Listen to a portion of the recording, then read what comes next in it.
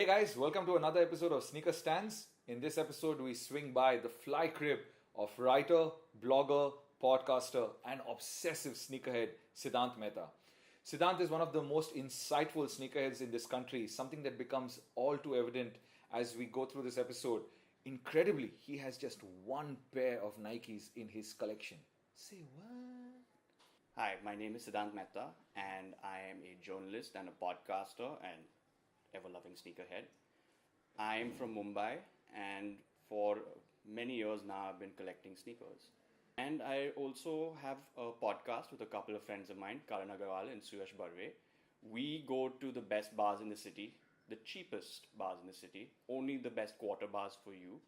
And they are high on fun, low on the cheap on the pocket. I don't really know when I got into sneakers per se. I think ever since I was a kid, I was really interested in shoes from the very beginning. Back with the glow in the light up shoes that they had with LA Gear, or those strange spring shoes that Action came out with when we were kids that we all loved. So I like to get those, and it was great to get the shoes back then. I didn't really knew what they meant, especially when I became a basketball fan. I didn't really understand what the shoes were all about, but I knew they were cool. So I was a huge Michael Jordan fan. And one of the real big highlights of my life at that time was when I got a pair of Air Jordans. But I really don't even remember which number it was. I think it was like the 14 or the 16. It's a beautiful black pair of shoes. And that time the Jordan shoes weren't very, how should I say, they weren't the best construction. They had a reputation of being slightly cheap, so they fell apart very quickly. So I was a bit disappointed, but didn't put me off shoes. However, during this time, up until the end of school, I didn't really get into shoes. I didn't know which one was which. I knew all the brands. I knew which ones I liked, but I didn't buy them all the time, or I didn't ask my parents to get them for me or anything. It really started to take off again once I went abroad a few times, especially when I used to live abroad. So I lived in Amsterdam when I was studying there in 2010, and one of my favorite sports actually is football. I love football. I watch it all the time. I love the history of football as well. And one of my favorite players of all time, if not my favorite player, is Johan Cruyff. He's a Dutch legend who just passed away this year, and he had a big impact on football in the Netherlands and in Europe. So he had his own line of apparel and footwear, and he came up with this whole idea of like his own line of luxe shoes. So I went into the store and was fully enamored by all the stuff that I saw of his, and I saw a pair of shoes there which I had to have, and when I got them, I think something clicked again, and I'll show those to you later. But that was, I think, a beginning once again of me getting back into this. And ever since I came back, I would buy a couple of pairs on and off in Bombay. But for real, when I started collecting is in the last 18 months. I had just come back from Europe again. I had gone for a second sort of trip. And I saw a lot more sneakers there this time. And I really started to read up on it, follow sneakerheads on Twitter, get into the news of the whole thing. And that's when I really realized that there's so much out there and I really like all this stuff. So I should start like collecting this. And that's where we are today. I've got, I think, 25 pairs of shoes now, and I buy more 2 or 3 pairs a month now. So, yeah. So here, these are a really beat up, old looking pair of sneakers right here, but these are the CRUYFF. So in Dutch, it's CRUYFF. You don't say CRUYFF, you say CRUYFF. So this beautiful pair is called the Phantom Strike Mid. They made 5 of these, 5 pairs, and they made 1 in each size. And I picked this pair up, and I really loved it because you can't see it in its pristine detail anymore. But this suede was gorgeous, really soft, and the leather was amazing. These shoes fit the best. I've actually never had shoes fit better than this. And this is actually an Italian-made pair of sneakers. Anybody who knows anything about shoes will tell you the best shoes come from Italy. Every kind. whether it's formal shoes, dress shoes, sneakers, whatever. They come, when they're made in Italy, you know they're good, okay? So there was an Italian designer who works with CRUYFF, and well, now CRUYFF passed away, unfortunately, but he basically designs all the shoes. And what they came up with was this particular line, which was, I think, the Recopa line at that time. So every year they refresh the collection, and now I think the shoes are made in Portugal, but they're still great. I'm going to go pick up a new pair very soon, I think. So yeah, these shoes, absolutely beautiful. I love the wine burgundy color, especially. This is just another example of how, to me, the icon and the story behind the shoe matters a lot. So this is a shoe by Onitsuka Tiger and Bait, which is a sneaker shop in Los Angeles. And this is a very, very special shoe. It came out late last year. This is a Bruce Lee collaboration that Bait did. So Bruce Lee Foundation, Bait Los Angeles, and Onitsuka Tiger came together to make this shoe. It's the Colorado 85 Legend, and that's the Colorado 85 is the silhouette of the shoe, and the legend is for Bruce Lee. So you can see these very iconic colors here, the yellow and black, like the tracksuit from Game of Death. And at the back here, you've got, there's one symbol here. There's actually another, sorry. You can see the Kickman, Bruce Lee's answer to the Jumpman right there. And you got more branding inside there. The lace tips have a signature. You probably can't see it, but they're beautiful. I got an alternate pair of laces too. This shoe is also really important because it signals sort of my return to the modern sneaker game, to get seriously into collecting. I actually signed up on this shoe for a raffle and put in my cousin's address in LA as the place to deliver the shoes. And I won the raffle in my size, which I was very happy about. And yeah, I got this, and I was one of the first people to get it, so I was extremely pleased with that. And it's a beautiful shoe. Bruce Lee is one of my heroes, my personal heroes, so this is one of my favorites in my collection for sure. So here we have the SUPRA Skytop. I have to say, one of the other favorite, let's say, genre of shoes for me is skate shoes. I loved skating a lot back in the day. I used to roller skate all the time, when roller skating races, and then when skateboarding picked up and Tony Hawk came into the picture, it all went crazy, and I loved that stuff. I used to buy DC shoes and Quicksilver before they arrived here, and they're still good here right now, by the way, so props to them. But my favorite skate brand today is SUPRA, because the aesthetic is fantastic, and they make some very decent quality shoes for a really good price. And here's a great example of that. This is the Skytop. The Skytop is a series by Chad Muska, a really big skater back in the day, and he's worked with SUPRA over the years to create each of his own Skytop lines. So this is the Skytop 1. This is a very interesting material. It's actually a knit material. So some people refer to this as steel knit kind of sort of finish. You can see it's got that really industrial, aggressive steel knit pattern. And today we also have another form of upper called the jacquard upper. It's a very soft material, but this is a fabric, so it's sort of a jacquard imitation. These are known to be really high tops. You can see by the cut, they're really high up. But again, gorgeous purple inside there. And with any true skate shoe, you've got stash pocket, because you never know, right? And yeah, you got it's a skate shoe, so it's very heavy vulcanized bottom. Look at that. That's going to stop you from hitting the pavement hard. So yeah, this is a beauty right here. And the first in the line. We had the Skytop 1. Here's the Skytop 2. Now, you can see just how high that is. Look at that. Look at that. Okay. Beautiful, aggressive, like pull tab tongue and pull tab back. Because it's just so high. You have to like split the shoe like this to put it in. But again, SUPRA just delivers, right? Because this is all tumbled leather. I love leather. I love materials. I think that's what makes sneakers for me. To have a variety of materials on your feet is what really, really makes you stand out, in my opinion. So this is a glorious all-white pair. As you can see, there's literally nothing else hiding. It's not hiding from anything. And this is the second in the series. So there's two more. There's a Skytop 3 and a Skytop 4. I haven't got my hands on those yet, but soon enough, that's how these things work.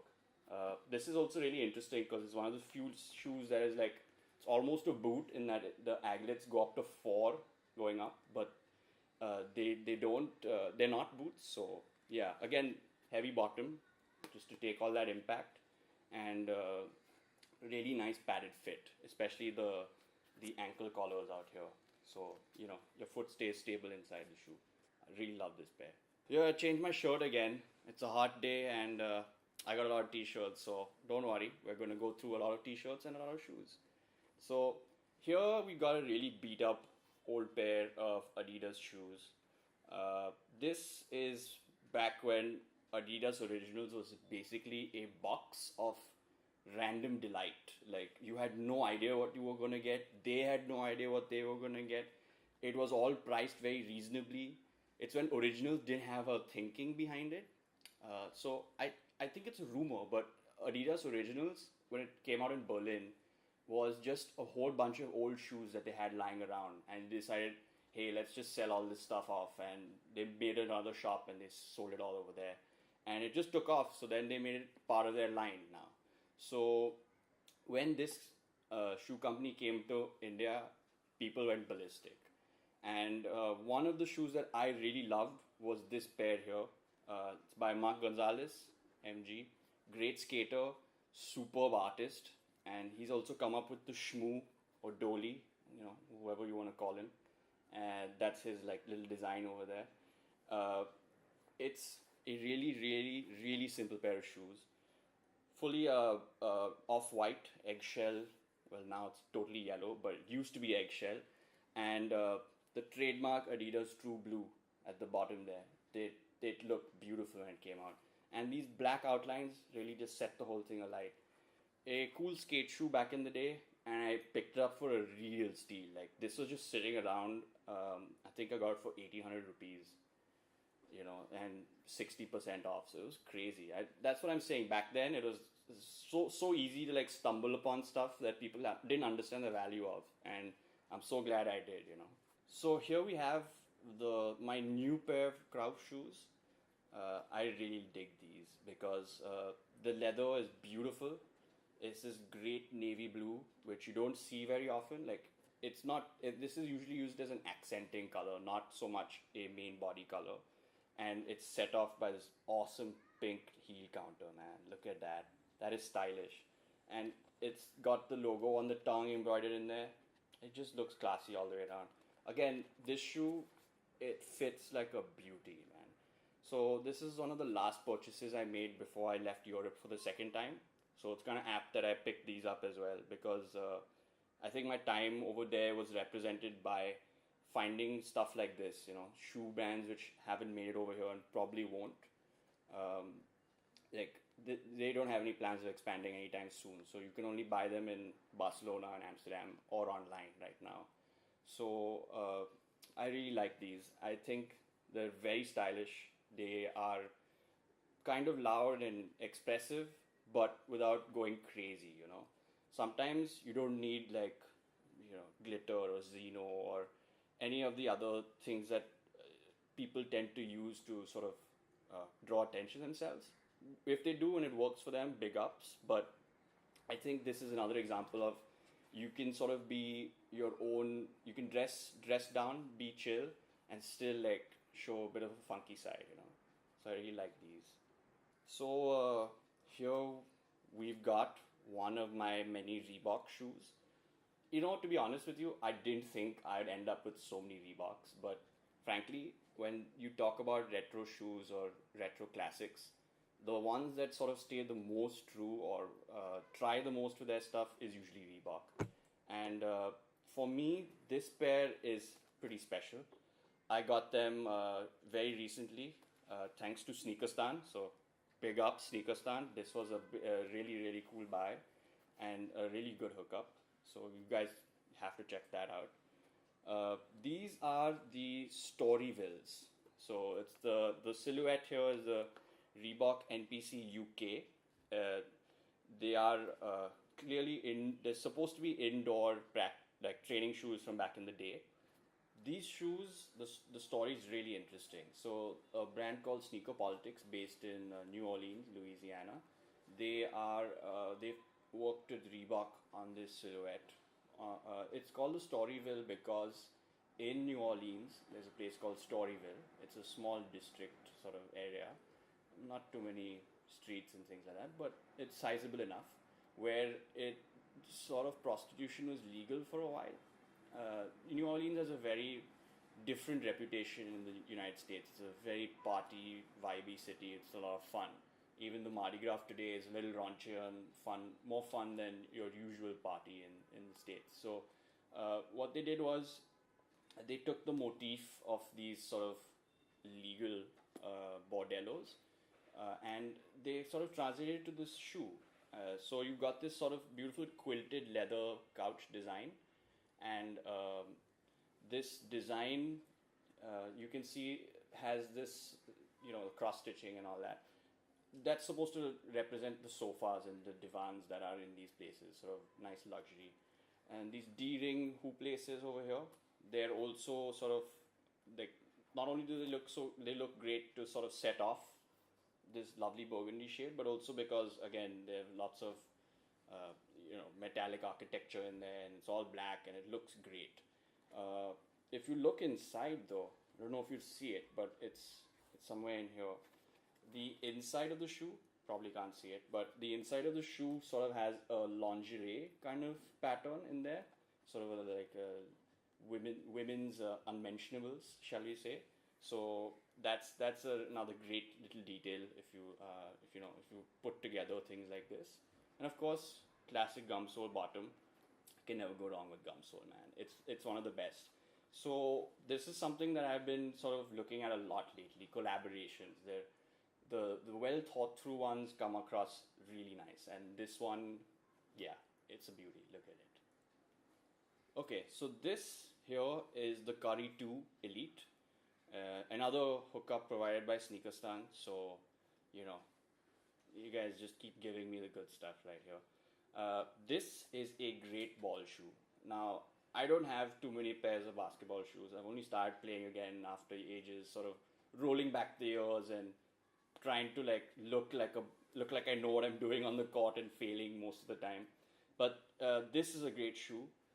This is called the Curry 2 Elite because out here is the front half of the shoe and the back half of the upper. They're both different materials. So the back half is this speed foam material that's Under Armour's proprietary material. It's a very light, sort of moldable material, which has great ventilation, and it offers like the stiffness and support, even though it's sort of still kind of flexible. But the front on the Curry 2, the regular ones, is like a synthetic material, whereas over here it's a leather, adding that premium feel. And this whole shoe is supposed to be a sort of celebration of Steph Curry's second crowning shoe. Like, this is even better than the Curry one, and basically him arriving on the scene as a almost dead on Hall of Fame, once in a generation player that has totally changed the game. Like, he's one of the reasons I'm watching basketball again, to be fair. A great player and a great shoe. So it's got a wicked traction, and it's got this sort of clear out translucent sole with these excellent gold flecks. The Under Armour charged cushion, so very responsive cushion. Doesn't make you jump or bounce that much, but you can really take off quickly in these. Again, the laces have sort of again gold accents to really set it off. Again, more gold on the tongue here with the SC30 logo, which I think is one of the better logos in sports right now. A very funky inner pattern there for the tongue. This shoe fits really well. I think that's one of the best things about this shoe. It fits great. And of course, I would be remiss to not talk about I can do all things, which is sort of now Steph Curry's catchphrase, if you will. All in all, a great shoe. I've just started playing in them and I really love them. So, great stuff, Under Armour. Okay, so this is one of my most recent purchases. It just came out last month. Kendrick Lamar and Reebok have been doing a lot of collaborations lately. The first pair were sort of, again, the Reebok Classic Leather Silhouette, which is this one, but it had the gang affiliations there, red and blue on the respective shoes.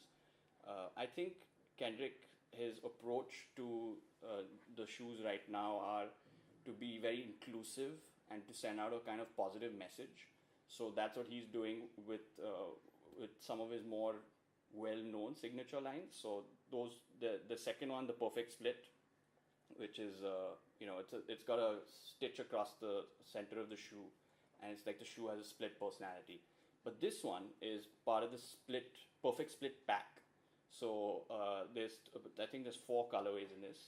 And this is a really, really simple, clean, nice shoe. Like, this is what you get when you put the right amount of thought into sort of really putting something together that is friendly, casual, and still has something. It's a bit of an X factor.